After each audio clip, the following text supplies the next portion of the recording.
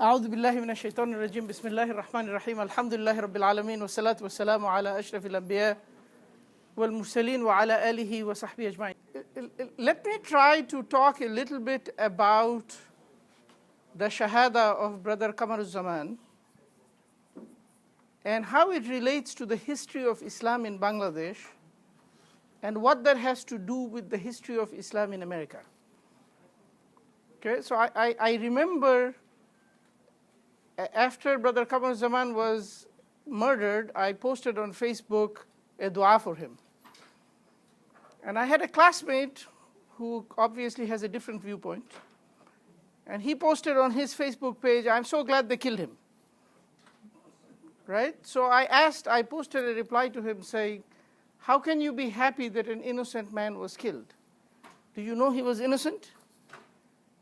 And he said, "Why do you say he's innocent?" I said, "Because the allegation against him is crazy.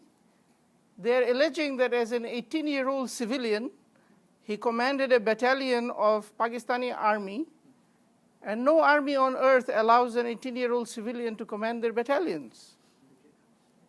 Any army on earth does not allow this. It's a very crazy idea." Right? He's like, "Look, I am convinced, I'm happy this happened."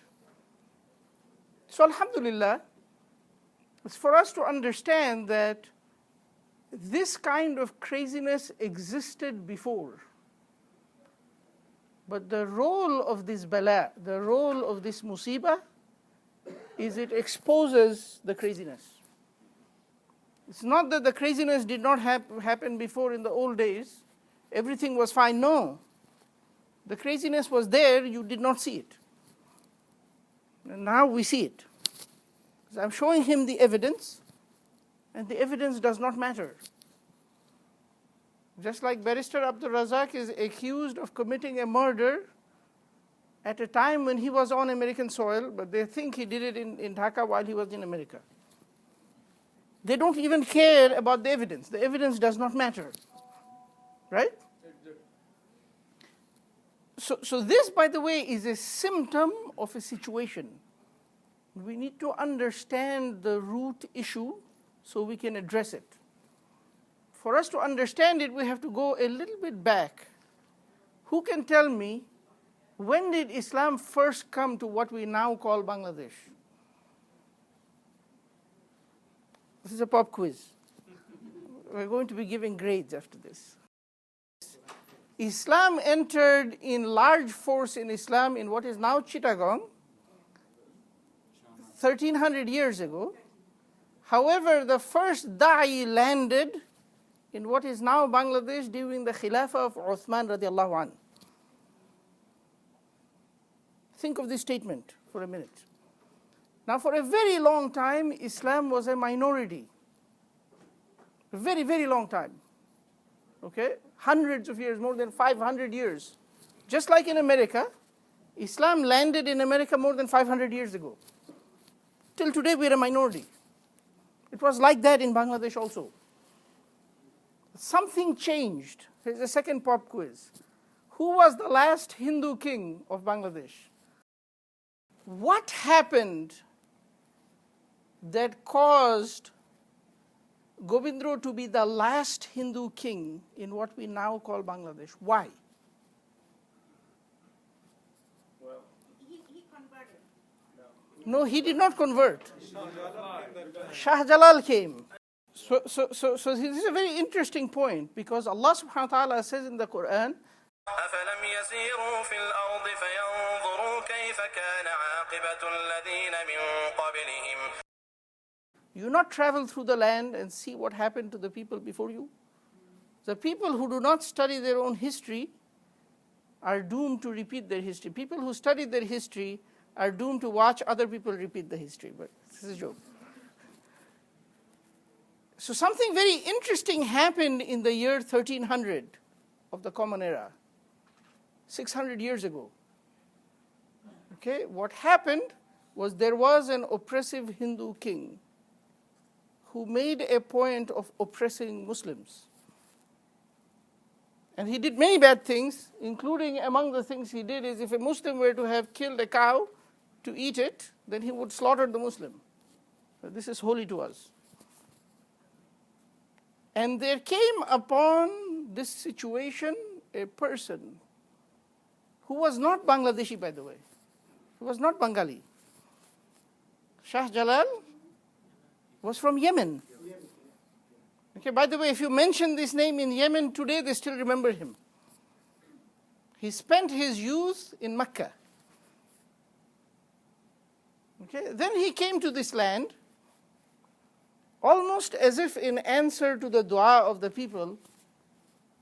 And Allah subhanahu wa ta'ala describes this situation in the Quran. وَمَا لَكُمْ لَا تُقَاتِلُونَ فِي سَبِيلِ اللَّهِ وَالْمُسْتَضْعَفِينَ مِنَ الرِّجَالِ وَالنِّسَاءِ وَالْوِلْدَانِ الَّذِينَ يَقُولُونَ رَبَّنَا what? أَخْرِجْنَا مِنْ هَذِهِ الْقَرْيَةِ الظَّالِمِ أَهْلُهَا. So the people were making dua and Allah sent somebody.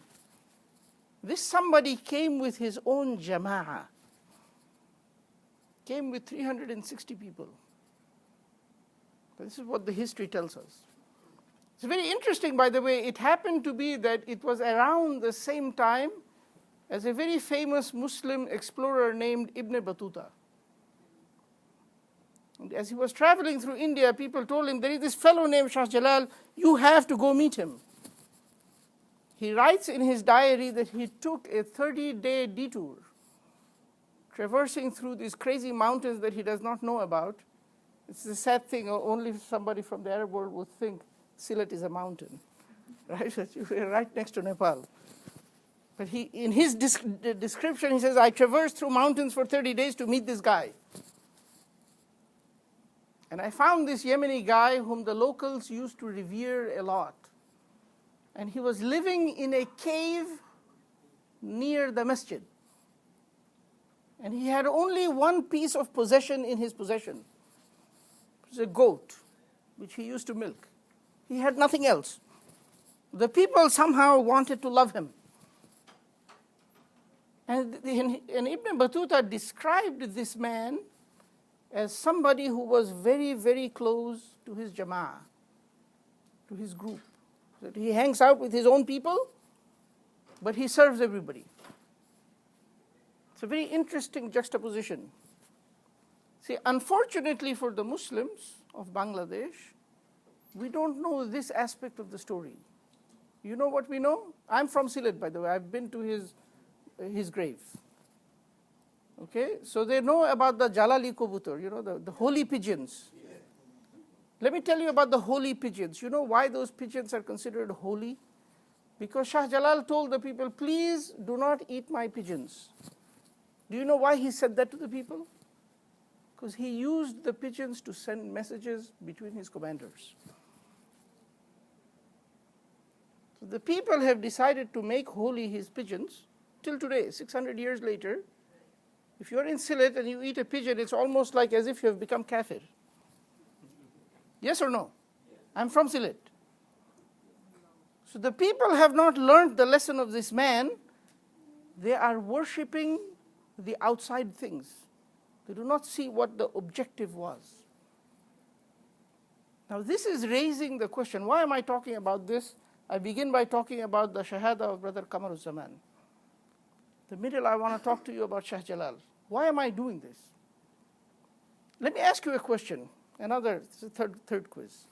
Maybe this will be the last. In colloquial Bangla, okay, in formal Bangla, the word for tailor is what? Dorji, right? What in colloquial Bangla, tailor is called what? Khalifa. Why? Anybody thought about this question? Why? Would you like to hear the answer?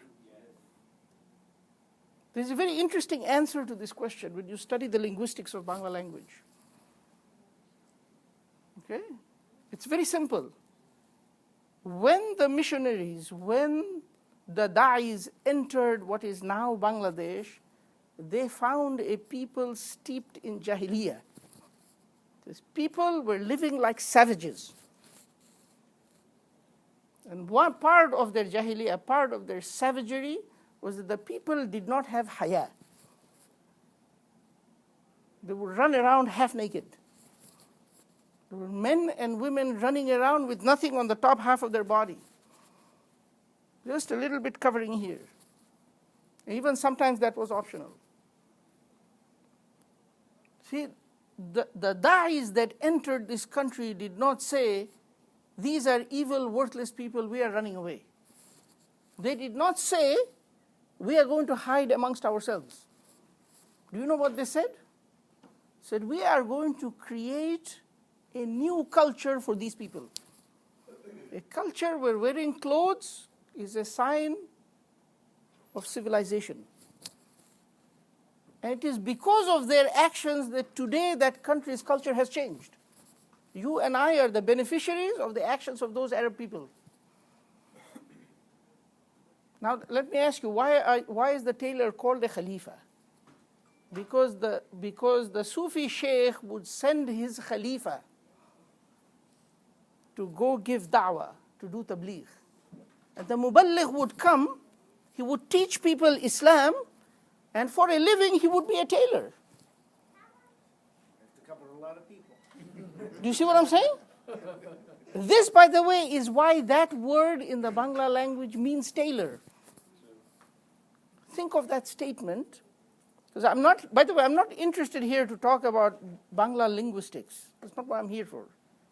But I want us to think of this concept that a group of people looked at the culture.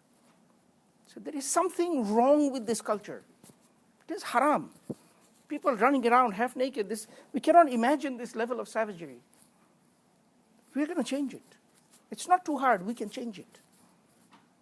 They came up with a master plan on how to change it. And they changed it. And we are the beneficiaries of that change. Right? So now we come in this experience set, starting from the Khilafah of Uthman radiallahu anh. We traverse through Shah Jalal and Shah Makhtoum. And all these ulama who came to teach us our religion, and we come to the latest shaheed, this latest person who has given his life for the establishment of Islam in this piece of land, Muhammad Kamar Zaman. May Allah grant him Jannah and accept him among the Shuhada. How is that relevant to you or me? There are two things I want us to understand. Issue number one, wherever we are, for whatever reason we are, wherever we are, we have a duty to carry this flag. We don't have a choice about this. The Rasulullah ﷺ said, "Balligh anni walau ayah." If you know Bismillahir Rahmanir Rahim, teach Bismillahir Rahmanir Rahim. That's all I know. If on top of Bismillahir Rahmanir Rahim you know Surah Al-Fatiha, then teach that. If some of us are ulama and shuyukh and we know tafsir, then we have to teach that. We have a duty to carry this out. Now, interesting thing about Shah Jalal, he came with a jama'ah, and that was the source of his strength, and he remained with his jama'ah. Okay, so you are here, this is a very smart thinking you have done. You came to America alone, one by one, and then you said, no, but I need to be organized, so we should be in a jama'ah. It's a very good decision. But the other interesting piece of what Sayyid Shah Jalal did, he served all the people. He did not say, I came with this Yemeni group, so let us establish a Yemeni cultural center. What would have been the future of Islam in this land if he had done that? Yeah, there would be one Yemeni neighborhood in this country of, that's it. Yes or no? But that's not what he did. He said, I am here to serve the people of this land. Okay? It's important, you should not lose your identity in becoming American, but you have to become American. It's a very interesting lesson we can learn from this. For us to bring forth that change that he brought forth, we have to do those things. See what I'm saying? By the way, interestingly, in doing these things, you will find that we become a lot more effective in advocating for Bangladesh. By the way, so what we are being asked to do is Islamic. But it also has an interesting side effect. It benefits you. We would have done it even if it did not benefit us, because it's the right thing to do. See what I'm saying? But as it so happens, this is the mercy of Allah subhanahu wa ta'ala, that what He commands us to do is actually good for us. It's the beauty of the Sharia. You see what I'm saying? So by being about things other than just Bangladesh, I am actually able to be a more effective advocate and lobbyist for Bangladesh. Does that make sense? But again, we're not doing this for Bangladesh, we're doing it for Allah. And Allah commands me to spread khair and good in all communities. See, Islam is not my father's property, right? Islam is for everybody. For everybody. So then we need to have this broader mindset. I think it's time for Maghrib and I should pause here, right? Or maybe even end. Need a break. Jazakumullahu khairan. Especially this